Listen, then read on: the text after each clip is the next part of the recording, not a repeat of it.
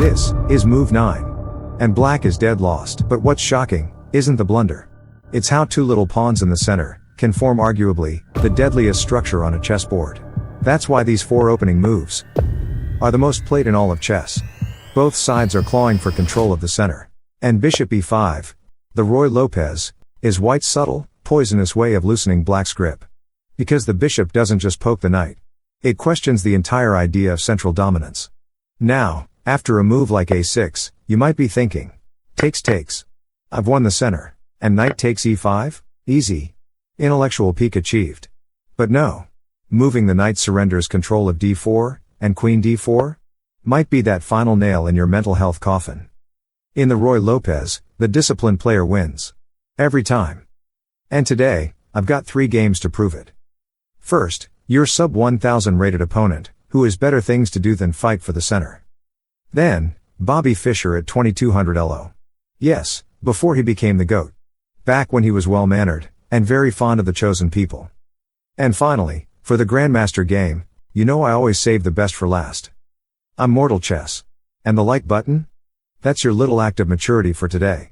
Because the terrible day you're having? It's not my fault. It's your wife's. Bishop b5. Slow poison. It attacks that knight holding down the fort on d4 and e5. So what's black's immediate response? a6. A move designed to split the game into 2 main branches, bishop takes knight, or bishop a4, like what was played in the game. A waiting move.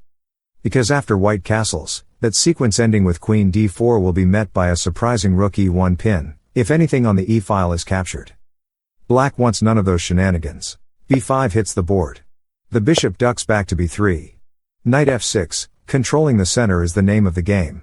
But moves like castles are what make the Ruy Lopez such a tricky opening. The central pawns always seem to be hanging. And I know your genius opponents will fall for them. Today, however, no dirty chess. We're learning something deep and strategic. But to complete your Ruy Lopez knowledge, I'll link a video at the end, with the deadly tricks and traps in this opening, some as early as move 4. Black plays bishop c5 instead. He's developing his pieces, and for some reason, it always feels manly to aim your bishop at your opponent's king.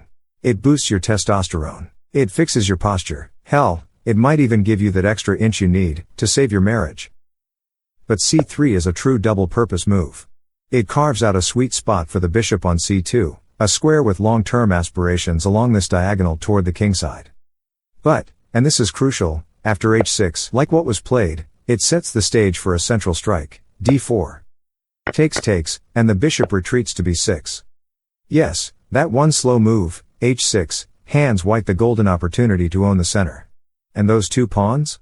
Well, they might look innocent. But just flip the board in your mind, and you'll feel how annoying they are. Oh, by the way, we have South African viewers. Let me flip it for you.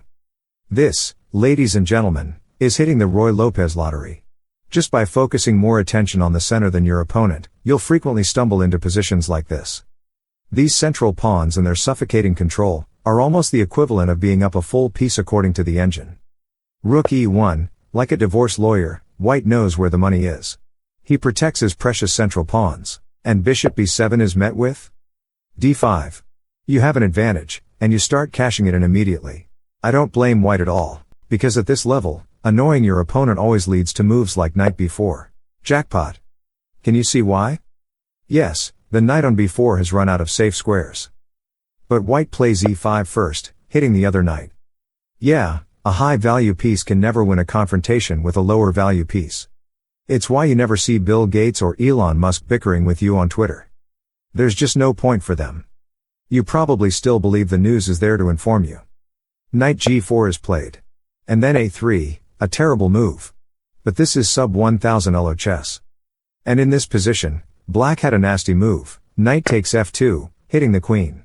After that, there are some disgusting discoveries with the bishop on b6. But alas, it's hard to think clearly when you're in survival mode. That's why my rating always sinks toward month end, when the landlord starts liking my Facebook posts. A series of captures. And then we have this position on the board. Immense central control by the white pieces. Black decides it's time to get his king out of the center and castles. White plays rook f1, immediately realizing the pawn on f2 is under attack.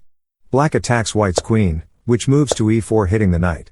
And only now does black decide it's a good time to capture the pawn on f2, giving away 2 minor pieces for a rook. I won't pretend I'm above making such truly terrible decisions, because I just realized how mercilessly I roast my only source of income. You guys, you know I love you, right? Your feelings are very important to me. And every piece of marriage advice I give you is legit. A chess expert is basically a licensed psychologist after all. Queen e7 is played. White chooses to find a safe square for the king. I wouldn't blame him, but sometimes, you just develop your pieces. You have to know the queen on her own can never deliver checkmate. But queen c5 check is what was played. The bishop blocks with e3. And since we keep saying chess is a psychological game, what move did black play here? Yes. Queen c2. Blunders often attract other blunders. First the proposal. Then the joint bank account, and then the girl's trip to Zimbabwe. Yeah, my unemployed neighbor Mutumbu is waiting to show them around. Good luck. But the entire purpose of showing you this game has been vividly laid bare. You control the center, you control the game. But what does that look like at 2200 rating level? Bobby Fischer is on the white pieces against 2000 rated Robert Walker. New York, 1957. Back when the streets were clean? Food was cheap? And you did your own marriage counseling at home. Bishop b5, a6 and bishop a4 leaves the window open for the kind of trickery we'll study in the next video. The instant b5 and bishop retreats to b3 is met with knight a4. And the bishop can't escape the knight's capture. But at what expense? Well, time. The moves black spent in order to capture white's deadly light-squared bishop are the exact number of moves white leads in development. And how does that affect the battle for the center? Well, d6 protects e5, and in response, Fischer thrusts with d4 at the center of the board. If you have so much control of the center, that your pieces can occupy these squares comfortably, that almost always spells danger for your opponent. But controlling the center is much deeper than that. It means, you do with the center what favors you in that position. And in this position, with this king still in the center, Bobby Fischer wants to bust the center wide open. That is what prompts the move f6 by black. Center is solid, but Ben Feingold's first law says, never play f6. I suggest you listen to him. Even though he's been married 3 times. Because knight h4, Bobby Fischer is already working on that f6 weakness. What's the idea? Say a normal looking move like d4 is played. Well, queen h5 check is nasty. g6, and knight takes, is as good as game over at this level. And if the king moves, you can still go for knight g6, hitting the rook. Or you can open up the center and play for checkmate. The choice is yours. Black plays knight to e7, putting the brakes on all those deadly possibilities. But the bishop on g8 does not like that move very much. This king will be stuck in the center for a few more moves. I would be itching to play f4 in this position. Just throw a nuke at the center of the board and let the pieces figure it out. But Bobby plays knight c3. And after bishop e6, bishop e3 was played by Fischer. You develop first, and then you go on the attack. That's principle, I guess. It's probably why he went on to be the greatest chess player of all time. And I'm here, roasting South Africans for money on the internet. Then the surprising g5. What little hope of kingside shelter black had, is now truly out the window. But perhaps more shockingly, Fischer's response. Queen f3. Go ahead and capture the knight, so I can respond with queen takes f6, hitting the rook on h8 and the bishop on e6. Walker, to his credit, plays the correct defending move, bishop g7. Takes is initiated by Bobby Fischer.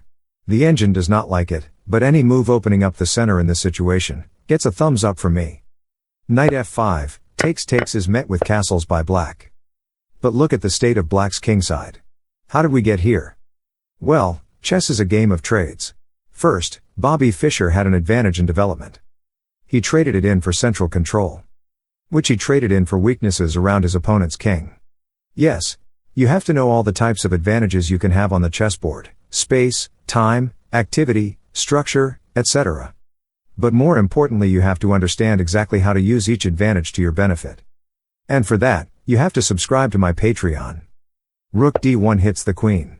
The queen flees to c8, then bishop c5 pins the knight to the rook. Black should just defend the knight with the rook and break the pin.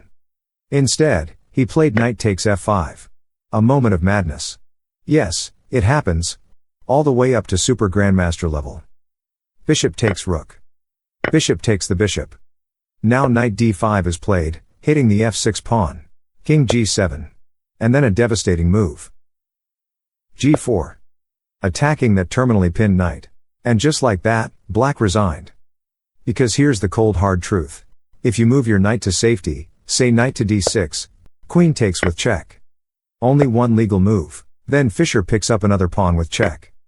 King h8 would be played, and as black, a position like this, might be that final push you need, to quit your dead-end job. But now, Henryk Mecking. Brazil's first ever chess grandmaster. Top 3 in the world behind Karpov and Korchnoi at one point. After which, a mysterious illness sidelined him for about 15 years. I'm not at all suggesting the CIA and the KGB were working together here. I would never say such a thing. But there is a reason I chose this game. Antonio Roca, the champion of Brazil at the time of this game, is on the black pieces. He plays a6, prompting the moves captures. Forget about knight takes e5, this is high-level chess. The exchange variation of the Ruy Lopez opening. Black castles. And now the threat of knight takes e5 needs to be addressed. f6 is the book move. Somewhere in St. Louis, Missouri, Ben Feingold is fuming.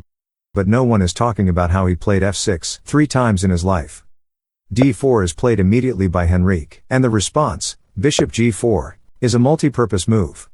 It pins the knight to the queen, undermining its influence on the central dark squares. But perhaps more importantly, it clears the path for the king to castle queenside, to avoid the weaknesses made by the move f6. c3 is Henryk's response. Both sides develop their bishops, and then queen to e7 is played. This is a high-level chess game. White's efforts at the center of the board are not going unchallenged. More minor pieces are developed, and a few useful moves are played, after which, queen b3 is on the board. The drawback of the move f6 sticks out like a sore thumb. What move would you play here as black? A move that also protects the pawn on b7? Yes. You castle, and you take it from there. Black, however, decides to keep his king in the center for one more move, and that's all they need at this level. Takes, and knight c4 is more annoying than it looks. Black is about to lose a bishop for a knight. And recapturing with the queen so you don't lose the pawn on b6 will lead to more annoying moves like rook to d1. That's how much of a difference one innocent-looking move can make, at the elite level. Because knight f7 was played, protecting the bishop. Rook d1, adding pressure. And then, the final nail in black's coffin, he moves his bishop to c5, offering a bishop for bishop trade instead. White takes on c5. Black takes back with the queen, avoiding a tripled pawn structure. And now, can you find the disgusting sequence Mecking unleashes on his opponent? A hint? Well, a certain famous chess YouTuber would use this move as an excuse to scream at us innocent viewers. Rook takes d7. Amazing grace. Why? Well, king takes, and you have to have seen the move knight takes b6 check, discovering an attack on the knight, and forking the king and rook. Black accepts. And white recaptures the knight with check, gaining a tempo. After the king moves, knight takes on e5. Look at all these pawn weaknesses. All at the minor expense of an exchange. Black decides to capture on b2 with the queen, giving himself some compensation for the terrible position. But then, queen d7 check, king b8. And white retreats. With venom. Because this move is not just defending the rook, it's threatening to play rook b1, pinning and winning. Black takes on c3 with the queen. But then, rook b1 check. King a7. Because moving the king to c8 is out of the question. But king a7 falls for a beautiful sequence by white.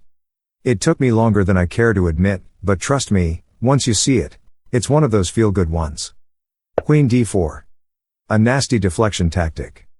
Black could have resigned right there, but in elite chess etiquette, if your opponent has a beautiful checkmate, the noble thing to do is to let it play out to completion. So that the beauty of the game, and aesthetics blah blah. Couldn't be me. I said this video was about controlling the center.